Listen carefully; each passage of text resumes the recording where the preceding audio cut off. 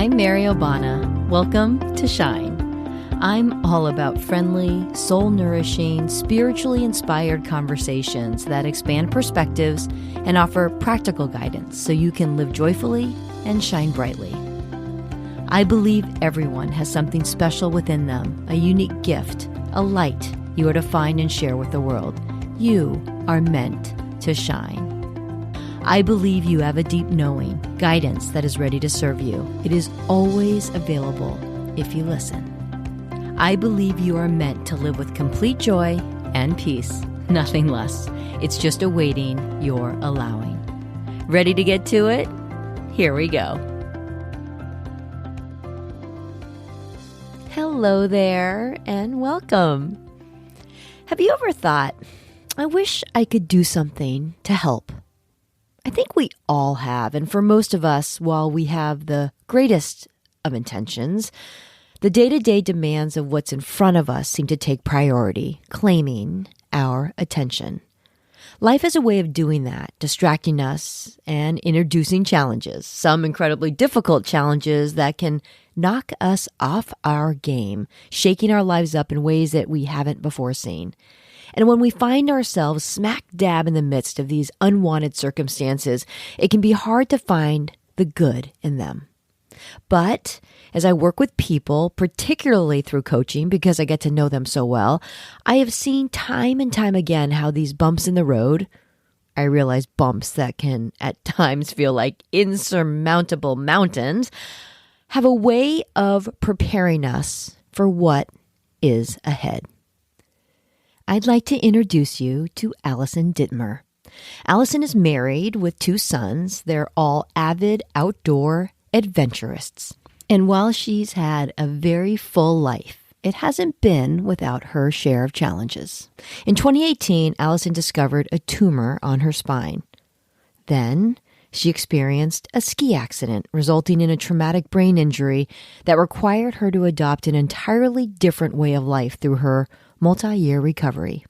For someone whose life was so inextricably connected to her body's ability to perform at a high level, this was a massive shift for her. Why do things like this happen? How do we make sense of it all? I know the universe works in remarkable and surprising ways, one thing making way for another. And sometimes when we are forced into a change, we can hold on so tightly to how we think things should be, we inadvertently create resistance, fearful of letting go of the way things have always been.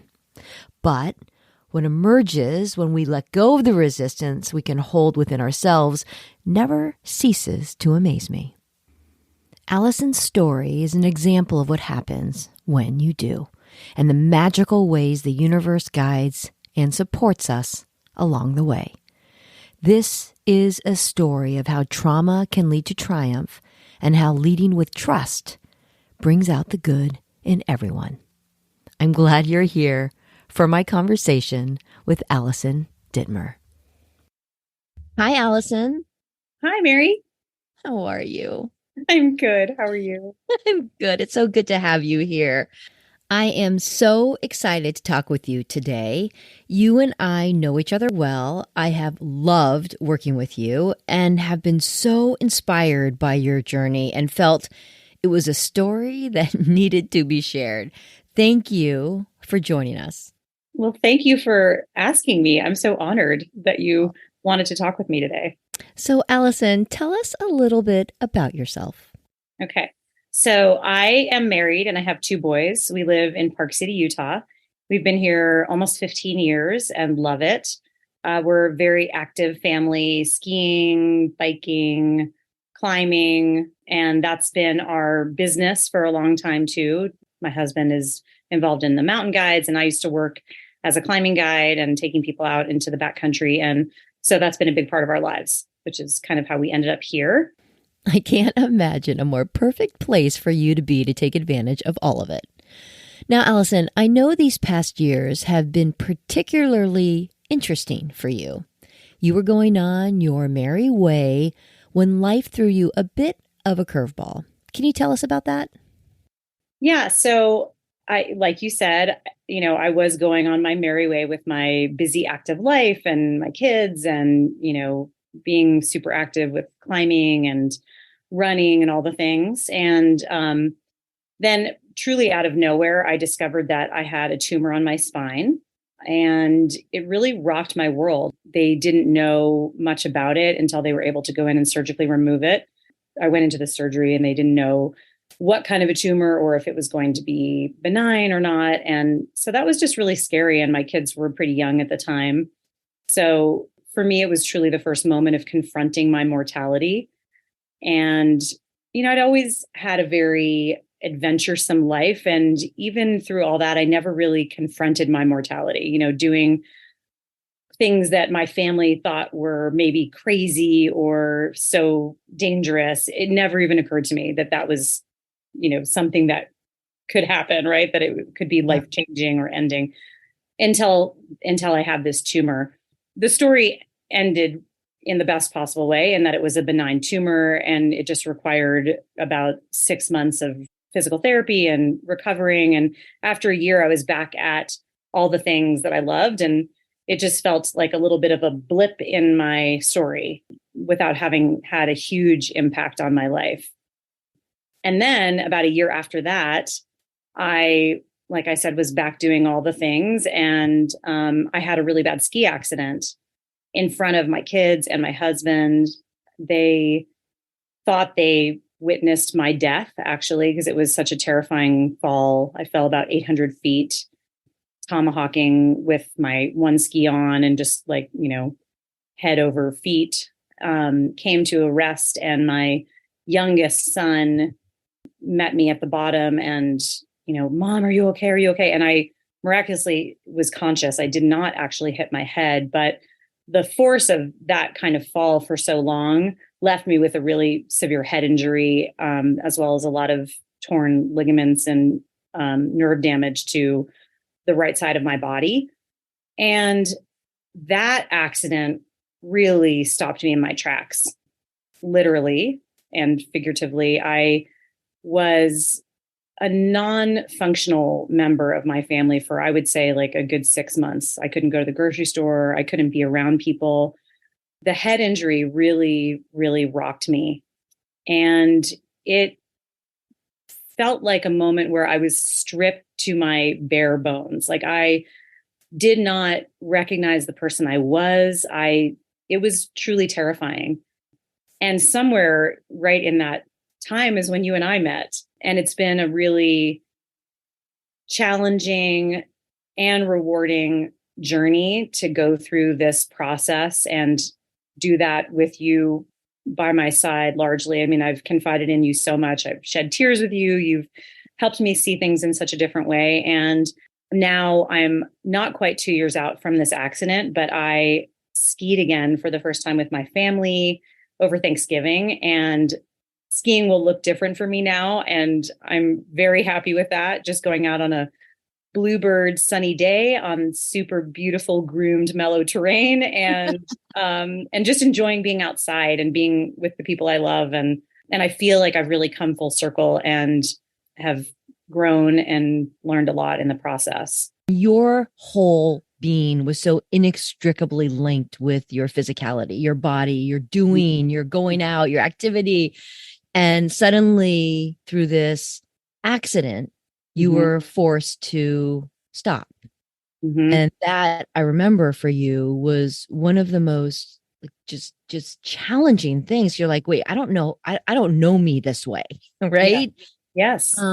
So talk about that whole, how you came into this just emotionally, spiritually. How was that? And how did you see that kind of transform? Because that's the thing to me that I find most striking about this journey of yours. I always say that these things happen to us and we're introduced with these life challenges. And in the moment, it's hard to see the value of them, right? And yet I've seen such immense growth from you because of it. So what do you think you've learned? Yeah, I think before this accident, I thought of myself as a really a very energetic person. If it was a scale from 1 to 10 of energy, I felt like I was usually operating at like a 9. And this accident truly like physically stopped me, and I couldn't be that person anymore. And so I was sitting with all of this energy and I didn't know what to do with it. And I hadn't really spent time being kind of quiet and still before. And one of the things that I've really come to understand over the last 2 years almost is this idea of resistance and how much resistance truly gets in our way.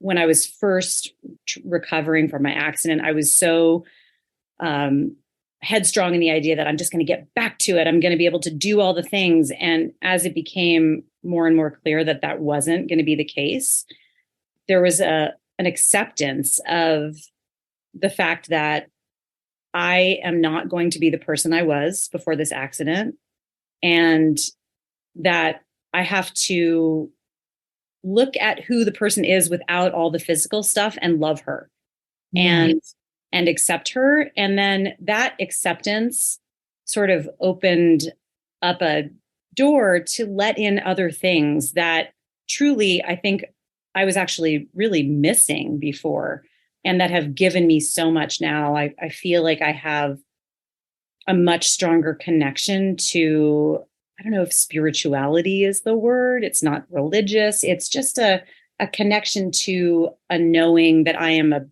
really a part of a bigger universe and a bigger story. And it's been amazing that once my eyes were open to that, how much I see of that every single day in my life. And it feels like I'm really supported and protected by this universe that I was kind of just living in and not paying attention to before. So this brings a completely different perspective to your life. So what does that look like, the before and the after for that, for you?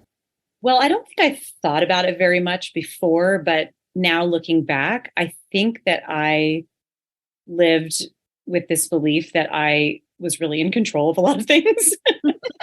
Yeah.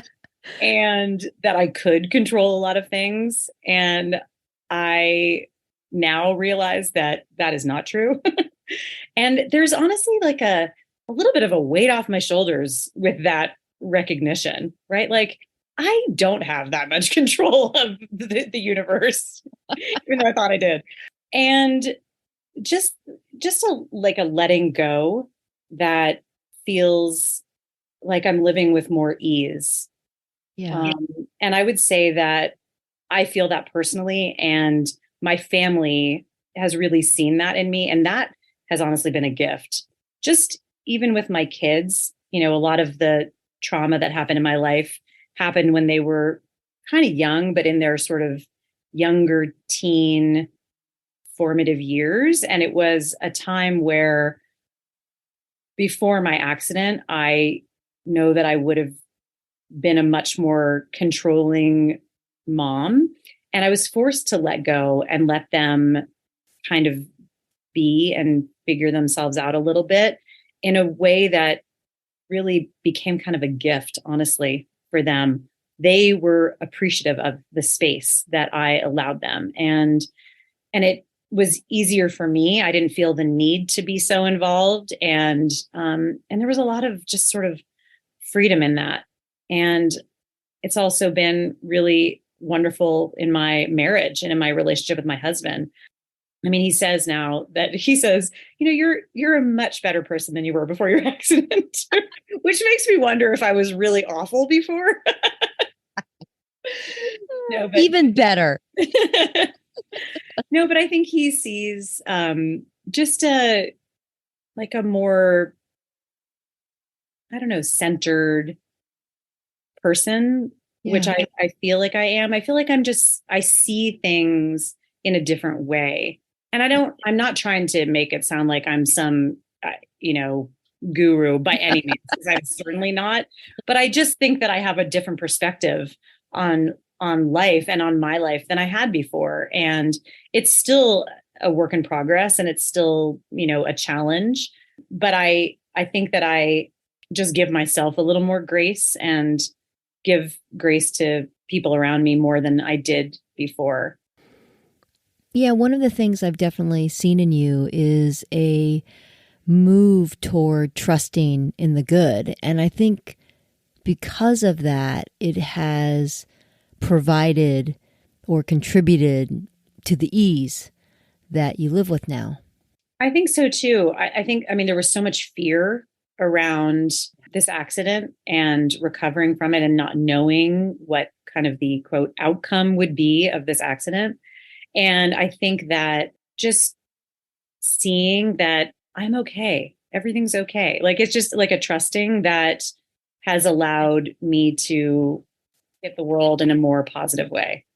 So some people might hear this and think this means they have no sovereignty over their life. This isn't what this means. It's not this, okay, let's just wait and see what happens.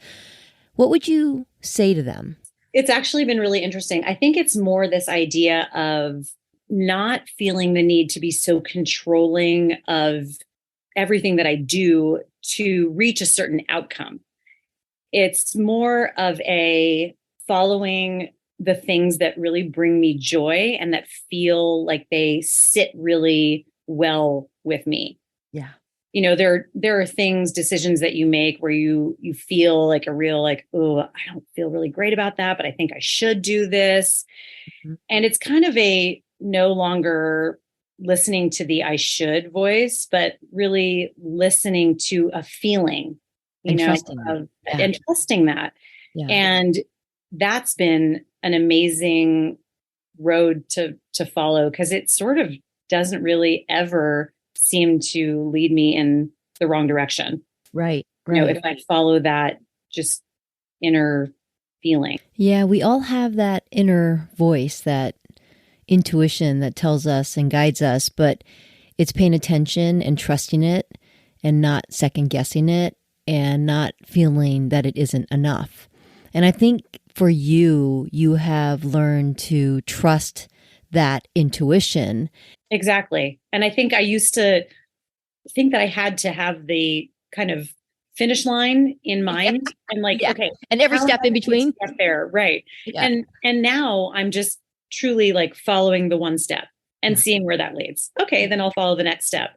And that's been really just felt so much more joyful, and it's been easy. Yeah. You know, it doesn't feel so heavy. Like, okay, well, I'm just going to see what happens if I do this. And yes, because it can be overwhelming to tackle opportunities or big ideas all at once, right? So when we feel overwhelmed, we freeze and feel stuck. One step at a time is far more manageable. I can't help but feel that all that you've been through, particularly over these past few years, all the learning and growth that has come from it, your fresh, amazing perspective, trusting in the good, following your intuition, taking one step at a time and letting go of the resistance, has led you to the next part of your story. Your family's decision to sponsor and provide safe haven for a Ukrainian couple.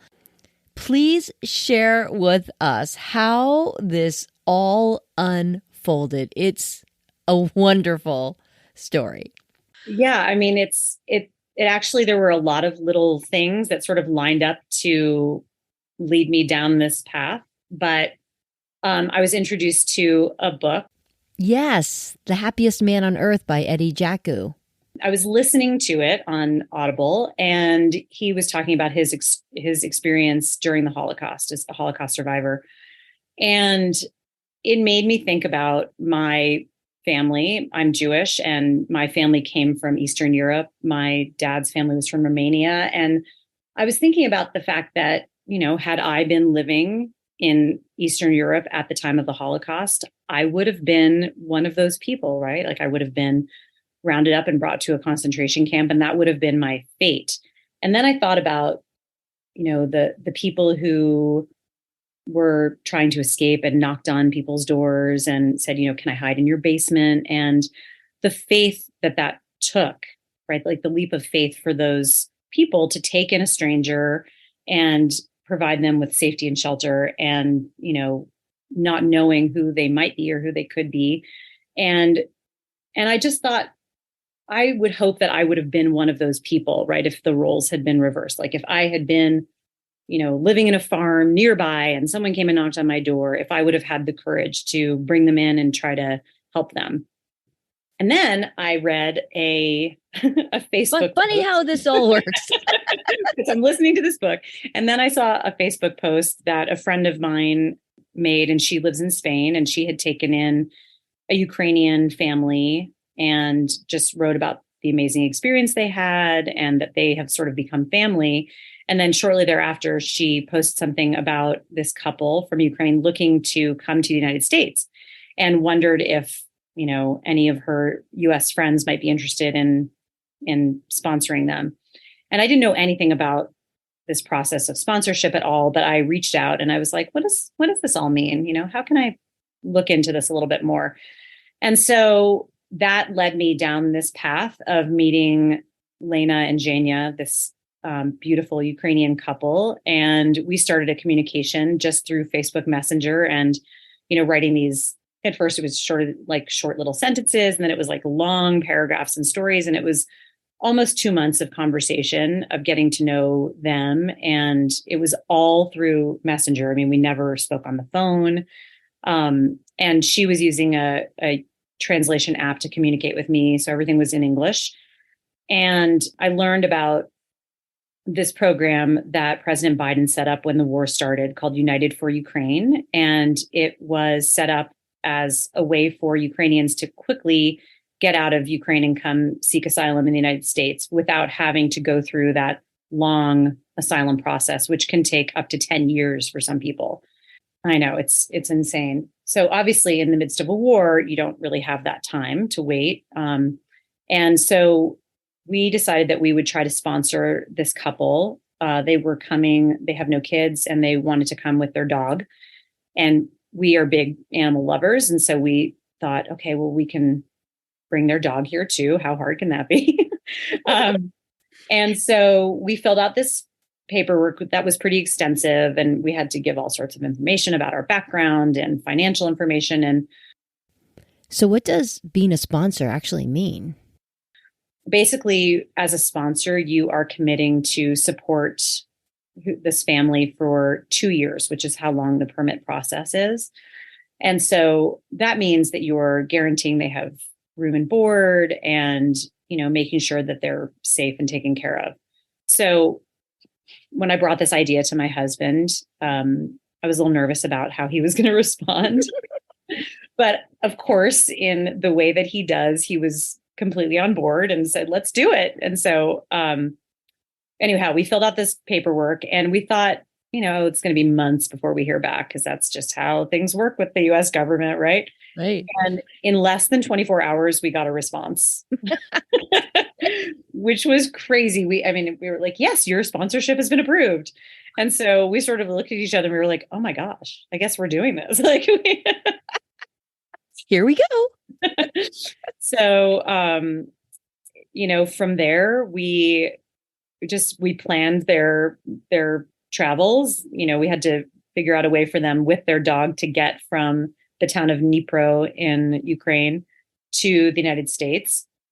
But it's a little tricky too, though, right? Because this couple weren't just Ukrainian citizens, right? Yes, exactly. So they were married and living in Ukraine together before the war started. But he is Russian and carries a Russian passport. So that did make things complicated because it meant that during the time that they were living in Ukraine together and the war had started, he was in a really tricky position because if he had been picked up outside, with his Russian passport, he would then need to go fight for the Russians, which he didn't believe in and didn't want to do. He was also not a Ukrainian citizen, so couldn't participate in defending Ukraine. And so it was just a little bit of a complicated situation for them. And what was their circumstance like? They were living with her parents in an apartment with her dog, and I think they had a cat. Her parents had a cat in a little apartment. they described that sirens would go off regularly and they would go into these bomb shelters, and it would be like many people from their neighborhood, from their community, would gather in these bomb shelters, and everyone was in there with pets and with kids, and with just was like a crowded place. And they would sit in there for, sometimes it was an hour, sometimes it was like 8 hours, and wait for the sirens to stop, and then they would go back to their house. No electricity, no heat, challenging to get clean water, food. Yeah, just a really scary time. They had a bomb hit the house next door to theirs at one point and shattered all the windows in their house.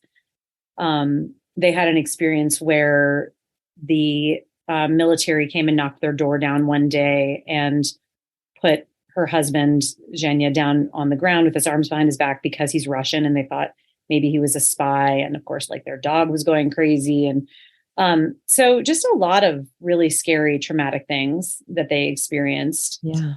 And then they really decided that they wanted to try to come to the United States and leave all that behind. And for them, leaving all that behind truly means never going back, because of his Russian citizenship, he cannot go back to Ukraine, and he doesn't want to go back to Russia. They left knowing that they were really leaving and not going to be returning ever again. Wow, that's amazing. And then they had to leave the country, right? So this is now, this is all happening fast. Yes. So this is like less than 2 months after we met. So less than 2 months after you initiated the process, they were exiting Ukraine. Yes. And so they got on the train, and it was 3 days on the train. So they went to, I think it was 2 or 3 different stations in Ukraine, and then they crossed the border into Hungary. And they described how that was really scary because, again, twice Zhenya got pulled off the train because of his paperwork, and she was on the train and in tears, thinking he wasn't going to be able to get back on and join her, but he did. And so they continued on, and they got to the airport in Budapest and put their dog in the crate and sent him. Lena had never been on an airplane before. She'd been to the airport once to see a family member who flew in or something, but that was it. And so they said goodbye to their dog, and they hopped on the plane in Budapest, and they flew to Frankfurt, from Frankfurt to Los Angeles. And the dog was put in he was in cargo. So he was just a little bit too big to go in the cabin. And that actually was one of the most challenging things about getting them here, was this dog, because there weren't a lot of carriers that would take a dog. Any of the US carriers won't take a dog in cargo anymore unless you're military. So that ruled that out. We couldn't fly him on like Delta or United or American. Lufthansa would fly the dog in cargo. So we chose that option. And then I was trying to figure out how to get them to Utah from Los Angeles. And because they could only fly into certain ports. Is that right? They could, yes. Right. Oh, because they had a dog, there were 18 airports that they could fly into. So we had to choose. It was Los Angeles was an airport, Boston, like a few main hubs, because it had to be a CDC animal quarantine spot, even though he didn't have to be quarantined because he had all this paperwork, et cetera. But they still had to land at one of these airports. So so Los Angeles was one that I thought would be doable. And I was still trying to figure out, I couldn't fly them here from LA. And so in the middle of the night, I woke up and I sort of had this revelation. I was like, wait, I can drive to Los Angeles, which is 12 hours. And Las Vegas is on the way to Los Angeles. And my sister-in-law, who's married to my brother, is Polish. And Lena speaks Polish and Russian and Ukrainian. So I was like, ding, ding, ding. That's right. I was like, wait, if I pick up Anya, we can drive to LA and we can pick them up there, and then they can communicate with Anya while I'm driving, and we can at least have a conversation, and then we can drop her off in Vegas and then drive back here. And so this was it was like 24 hours. You did this quick, right? You did some crazy drive. Yeah. Yes. I left on November 3rd and drove and picked up Anya, and then we continued on and drove to LA. and they had landed at this point, and I had arranged a hotel room for them near the airport. So they got there, and I was texting with them, and they said, "Okay, we're here," and we met in the lobby for the first time with their dog, and it was just this really incredible, emotional, crazy. Oh, yes. I mean, amazing. after their huge journey and after all of the communicating, just meeting them in the lobby. And it turned out that at this Hyatt airport hotel, the woman at the front desk was Polish. Right. Another little, another little crazy thing from the universe. So she was able to like welcome them and talk to them, which was great. So we had dinner, and then the next day we hopped in the car at like 7 a.m. and we drove to Vegas, and we dropped off Anya, and then we continued on Amazing. to Utah. Amazing. Yeah. And the thing I marvel at too is how they were able to converse with you. I mean, I am shocked how they have, right? Suddenly you can communicate with one another. Yeah. Well, I mean, first of all, these are very smart people, and they, they both have degrees. Like she has a master's degree in electrical engineering, and he has his bachelor's degree in finance. And so like these are educated people, right, who had studied some English in school when they were younger. And that is kind of how they arrived with like their very, very base level English. Like, they could say a few things, and, it hasn't even been a month. They haven't had any formal schooling, but we are communicating and like full conversations. And we've had conversations about really intense, deep things about the war and about what it's like at home, and all in English. And they are just doing really amazing. Amazing. It's crazy. I mean, you mentioned so many things, that little things falling into place and the speed at which this thing happened. And, tell me a little bit too, because I think one of the things, we talk about is resistance and letting the resistance go and that fear go. And there were plenty of reasons not to do this, right? I mean, so talk about that and having to let go of all of that. Yeah. So when I talked about this idea to my parents beforehand, they were both very skeptical, warning me like, you don't know who these people could be. And, I'm not trying to paint my parents in a negative light. Like, but a natural way of protecting you, right? They wanted exactly. They were sort of like, what are you doing? You don't know who these people are. You met them on Facebook. They could be like, totally creepy people who are just trying to take advantage of you. And yes, 100%, they could have been those people. I heard a lot of that. And even from other friends in my life, people who were like, I don't know, that just seems like not a great thing to do. Like maybe you could just make a donation to an organization, right, that's like helping refugees. And I just felt so compelled to be more tangibly involved than that. And I'm not saying that that's not important, because 100% it is. Making donations is helping people, survive and truly making a difference for people. So there is huge value there. But for me personally, I did feel really compelled to just follow this and see where it led. And also, I just wanted to have faith in this process too. I mean, it wasn't like, we met on Tinder and I was just going to show up at a coffee shop, right? Like there was a legal process here. Like they had to have certain things in order to even be eligible for this application process. Like they had to have a passport. You can't have a passport if you're a criminal. So I thought, well, that was a good sign. That's good. Check. At least they're not criminals. And, they had to provide a certain amount of information about themselves for their application too. And, in order for them to be accepted by the US government to come into this country, that I just sort of felt like, okay, well, I'm going to just start with that base level of acceptance and go from there to see what kind of people they might be. Amazing. I mean, that's kind of an example, as we talked about before, of, I don't, the kind of you just going with your instinct and trusting that. I mean, that I believe is why you've landed in this place. There's so many things, so many reasons you can think about, not ways not to do this, reasons not to do this, all the downsides, all the risks, all that, right? And this is what we do in our lives, right? We out outthink ourselves in so many ways when in our gut we feel like there's something we want to do or a decision we want to make, but we talk ourselves out of it. Yep. And the thing that this story and this whole journey for me has demonstrated so beautifully is this idea of look at what happens. Look at what can happen when you just say, I'm just following the breadcrumbs, one thing at a time. Let's see what happens. And the thing that, I always say the universe and the energy that guides us is a lot of that, right? When you don't have resistance, when things seem to unfold, when things start to happen quickly, it's like, to me, that's a sign of the universe nodding and saying, yep, keep going. Yep, keep going. And when roadblocks are put in your way, like, maybe not, go this way, So the thing I have marveled at, amongst many things with this whole story, is the outpouring of support that you have seen and that has been demonstrated, which to me is just a complete reflection of how people are so eager to actually help. So tell us a little bit about that and all that has unfolded. It's just wild, crazy. I know, it's just been amazing.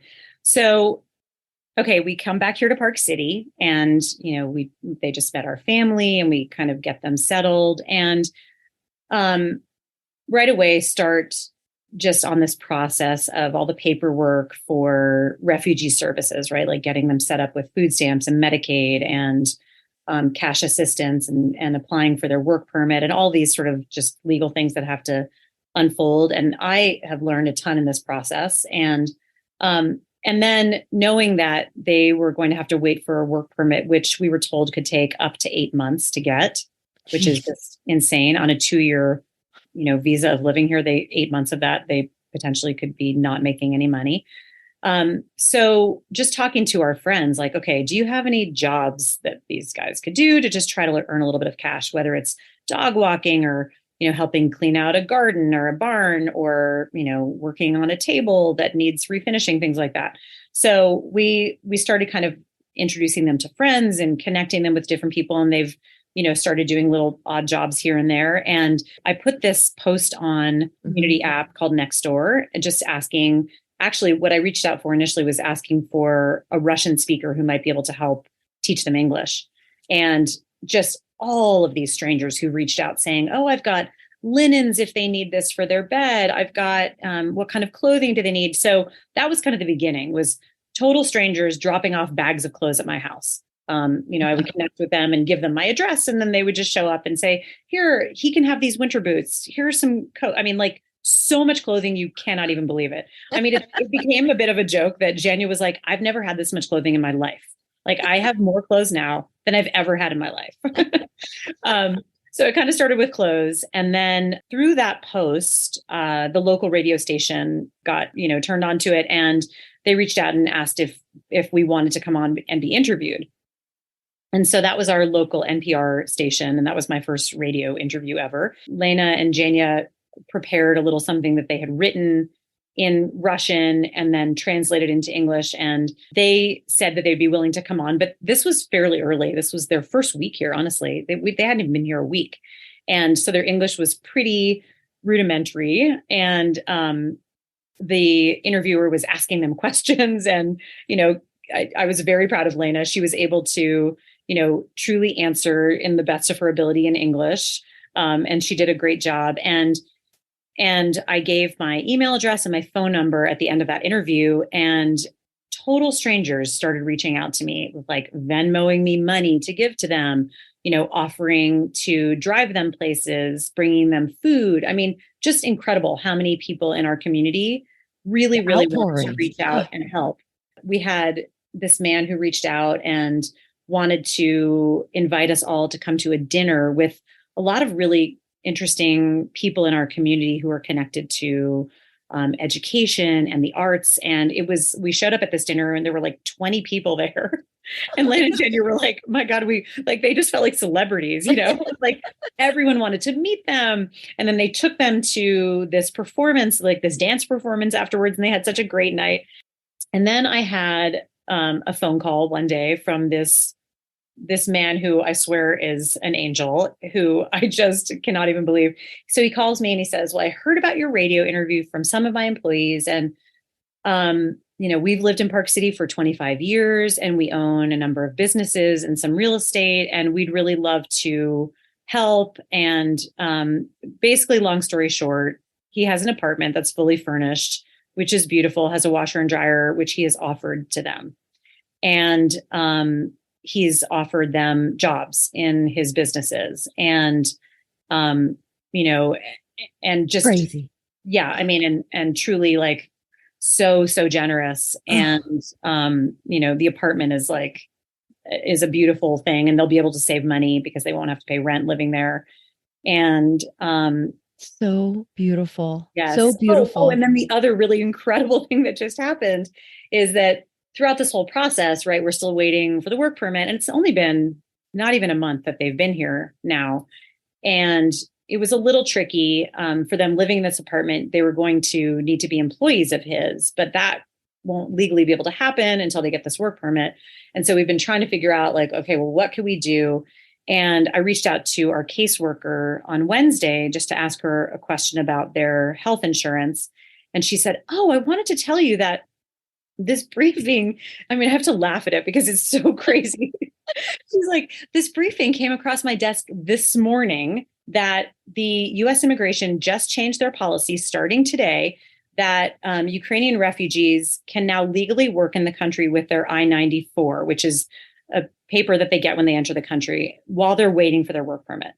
So she said, so they can legally start working today. What is happening, right? I know, it's so crazy. One thing after the next. And then the dog and the veterinary care and the training. It's just one thing after the next. Yeah. Oh my gosh. Okay. So their dog, who's this adorable little fox looking creature, his name is Sam. But you can imagine the trauma that Sam has also experienced, right? Like living in a war yes. and the bombs and like somebody knocking their door down and traveling on the train with all the stress of that travel, right? For 5 days. So he, as you can imagine, is really protective of Lena and Jania. And it's become a bit of a problem. Like he's not very welcoming to strangers and anybody who wants to come near them. Like he actually will try to bite you. But he's kind of small and he doesn't look like he could do much damage, but he's bitten both of them, actually, the owners, at some point, just in a stressful kind of protective way. So we were, was not neutered when he arrived. So we thought, okay, well, let's get him neutered, and that'll at least be a start. And so I reached out to my vet here and explained the story and was figuring okay, well, we'll just have to, put this on our tab, right, for his surgery and antibiotics, etc. And she's like, "Oh, we actually have this angel fund set up here where people have donated for things just like this. So, we can cover the surgery, we can cover all the medication and just bring him in." And so we did that. And that was amazing. So totally free, animal care. And then because he's still quite protective, we were trying to figure out, well, what are we going to do with this dog? Because it's going to be pretty hard for them to find a place to live. And, if he bites someone, Jason and I are ultimately really responsible for that. And so talking with some good friends of ours, they have connections to this woman who's a dog trainer. She has a business called 3 Little Pits. And it turns out that in my little mountain town, this incredible dog trainer who rescued one of Michael Vick's pit bulls that was involved in that crazy dog fighting ring. Yeah. So she rescued this dog and has totally rehabilitated it. Anyway, so she lives in my town, this woman who works with traumatic, oh my God, dogs who've experienced trauma. I mean, you cannot make this up. It's crazy. No. And then the other thing I loved, and I have to just say this because, for those of you out here know I'm big on signs. I remember when you had that conversation with that lovely, generous gentleman who wanted to talk to you about his businesses and his apartment that he wanted to help. Their family was so eager to help. Yes. You hung up the phone. Yeah. And what? I had been talking to him for 11 minutes and 11 seconds. I'm like I texted you right away. I said, "Oh my gosh, I just talked to this man for 11 minutes, 11 seconds. And he offered us a free apartment and jobs." Wow. It's remarkable. And it's a testament to the universe working in magical and magnificent ways. I also think it's such a reflection of the good in people. And it just feels like there's so much of an eagerness to pitch in and to help and to do something that's positive and kind and compassionate and healing. And with the discord that exists all around us these days, it's just a beautiful thing to witness. And that sense that good is indeed in everyone. Yeah, I do think that too, on this side of a couple of really challenging years with COVID, where people were so isolated and there was so much fear around being around other people, right? Like, and just having to really close yourself off. And I think it changed people's lives so dramatically that taking a leap of faith like this in this time has really been amazing for me in just opening my world up to strangers and to all these different experiences. And then I think, people in my smaller community seeing that, wanting to like be part of it. Like, oh, wait, this is really a cool way to get back out into the world and to trust and to extend, yourself to something unknown and to a stranger, and that there is still so much good in that, and how we can still be really connected to others, and how actually important that really is. Yeah. Right. And just feeling a connection to the greater world is being able to reach out and connect with other people. Yeah. Yeah. Thank you so much for being with us. Listen, I know there are people who will say, how can I help? Mm-hmm. So how does someone reach out to you to help this beautiful couple in a way that they might feel compelled to? And what's the best way for them to help? So first of all, I can give my email address, okay. Which is alditty@gmail.com, ALDITTY at gmail.com.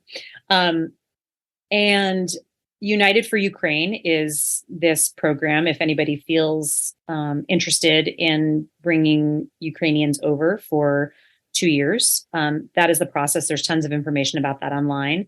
There are a lot of different resources, but if you are on Facebook, you could look up, I think it's called Housing and Humanitarian Aid for Ukraine. There are a number of different sites which are specifically to help aid Ukrainians. And I know there are a lot of other organizations out there, and I don't have their information right here, but that would be a place to start. Okay. And I'll definitely include all of that in the show notes as well. Okay. Along with your email address.